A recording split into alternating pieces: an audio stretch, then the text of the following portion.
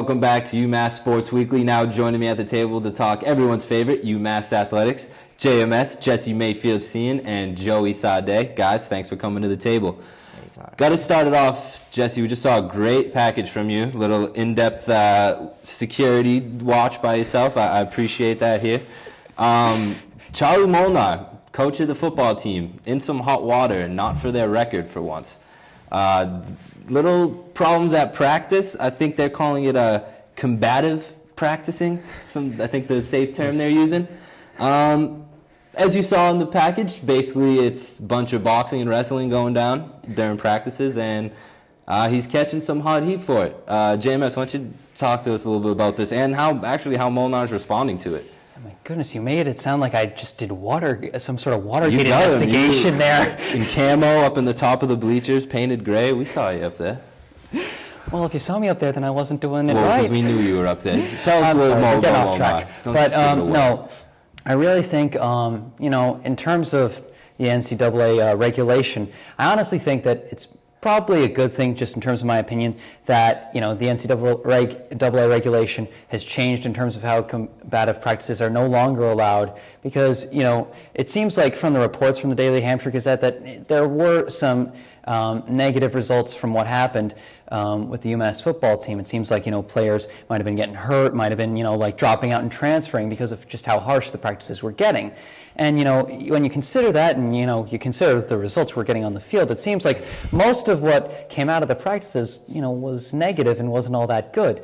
So I'm glad that rule has changed. And as for what's going on with Molnar, I mean, in all honesty, when you think about the grand scheme of what goes on with college football scandals, and when you consider the fact that at the time that the video was filmed, it was within NCAA regulations, he's probably not going to get much more than a slap on the wrist. I mean, I don't know too much about this now. We only have so much information right now, just as the story's breaking, and a little more is probably going to come out.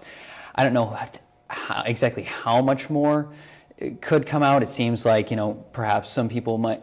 Who knows whether or not people will be speaking up more. So who knows whether or not much more will come out with this UMass subcommittee that's trying to investigate into it. Will find too much more information or not. But I mean, I figure the only way that Molnar would get much more than a slap on the wrist would be if they found out that he was still doing these practices while it was against NCAA regulations. That would be the only scenario I would think where he would get much more than a minor penalty. And I mean, that's still a possibility. We only know, like you said, just a minor amount of the info, so that is still a possibility. Joey, now, as we saw, he has responded to the claims. What do you take of Molnar and his response to all of it and how he's handling it? Well, one thing, what do you expect from the coach's response to that video? We know going into his responses, he's not going to give us a lot, just like any coach would if he sees something that's going against him, like this video. And my point when looking at this video and this whole scandal, if you want to call it, is one reason that this video is making news is because the team is not playing very well. They only have one win in their past season and a half. Now, is that win because, is this video that much viral because the team is losing? And, Molnar's shown abusing the players or treating them wrong and practice in the winter? Or is it more of the fact that they're losing games because talent-wise they're just not there yet?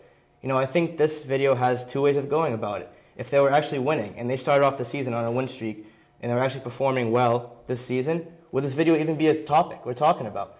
Or would it actually be in a light that it's a positive thing of what he did in practice in the winter? Oh, it pumped his guys up. Look what this did. It toughened their team up. Now they're winning. The fact that they're losing and they haven't won yet this season, I think that plays into it.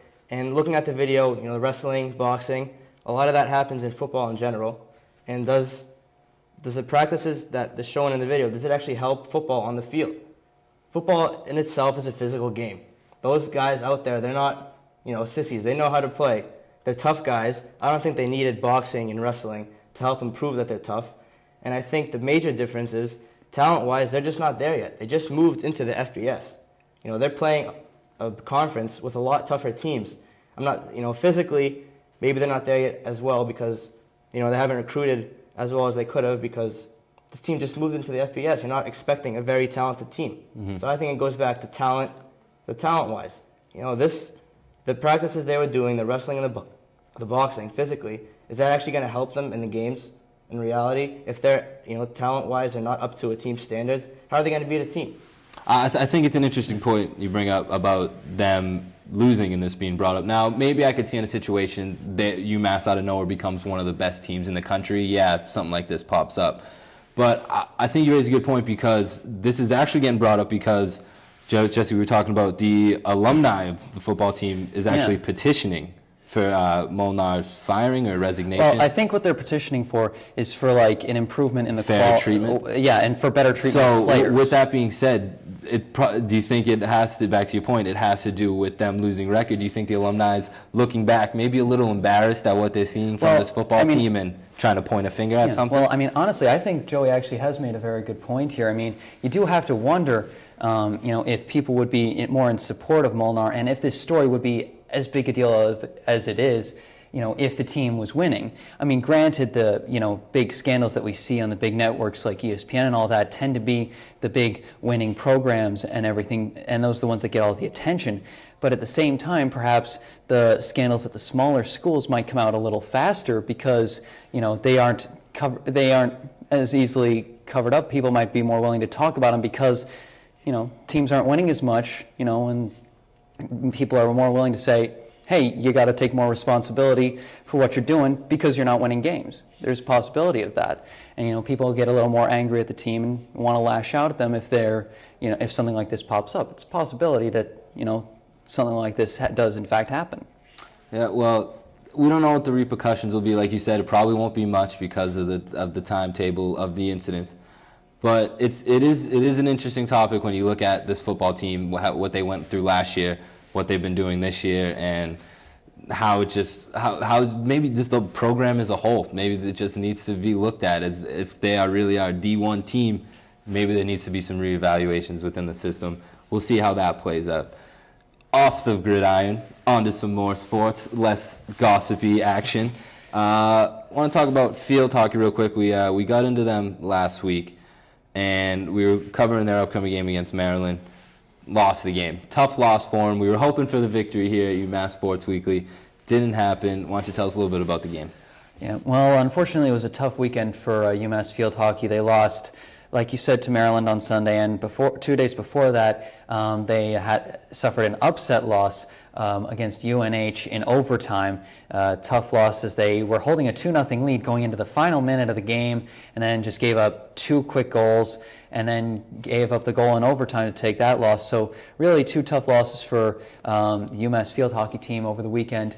And I think it was really 2 different kinds of losses. In the case of UNH, the team really was playing better than UNH for most of the game, and then it was really just sort of a case of the team, trying hard to protect its lead, getting a little cautious, and as Coach Carla Tagliente put it, later in the weekend, playing not to lose.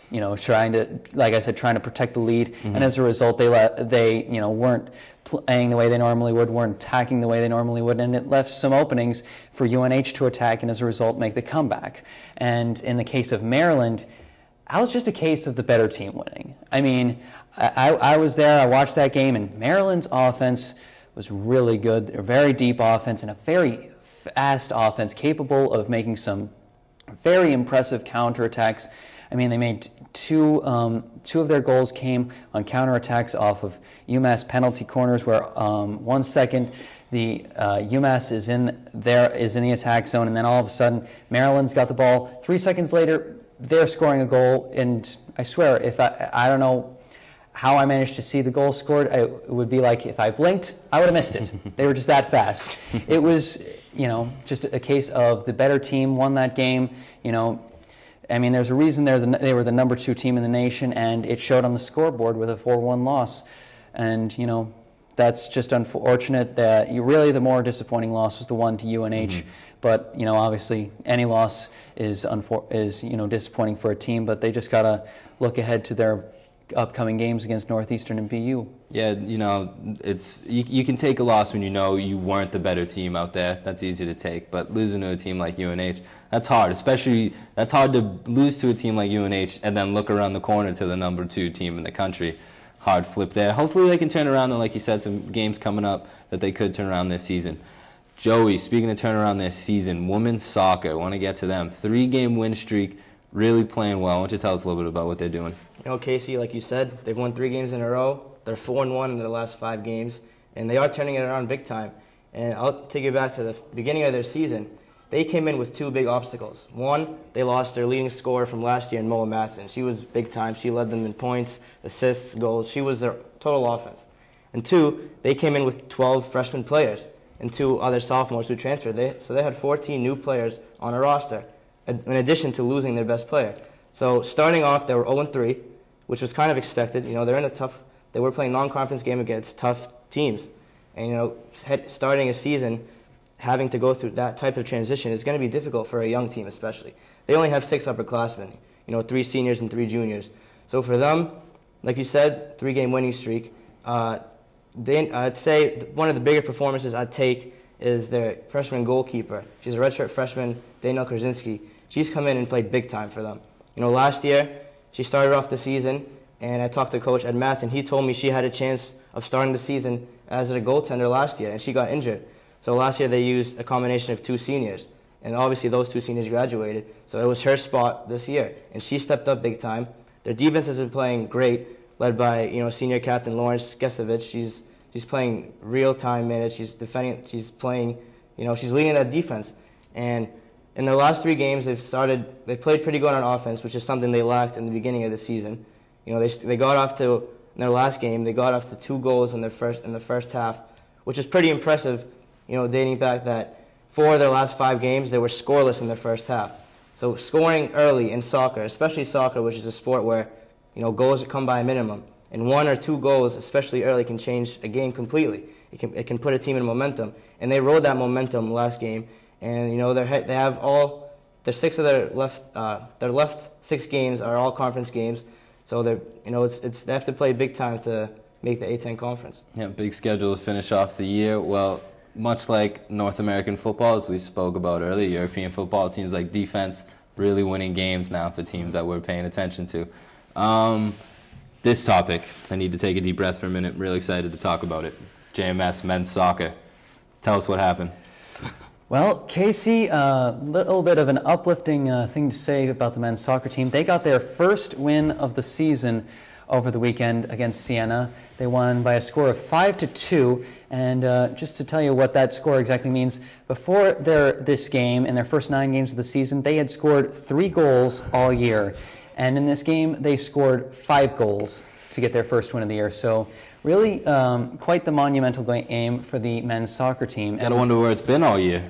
Yeah, you really got to... Saving it for Siena, I can understand that. Yeah, it was. It was. I mean, for the first 15 minutes of that game, you know, the team was getting outshot by Siena. They couldn't even get a shot off. And then their first shot of the game, you know, they were able to get a goal on that shot, and they go up 1-0. And then after that goal, I mean, it was like watching a different team out there. You know, they were playing much faster with a lot of momentum, and most importantly, they were executing their shots. They were getting them on goal. I talked about this last week, how much the team has struggled with getting the ball on target, getting it at the net, and, you know, for the first time all year, the team actually got more shots on goal than their opponent, which was interesting because Siena launched 26 shots at UMass to UMass's 15, but UMass had 9 shots on goal, whereas Siena only had 8. So this time the roles were kind of reversed. Launching was the correct word there, really, launching them. Yeah, exactly. The roles were kind of reversed. This time it was the opponents that were sort of,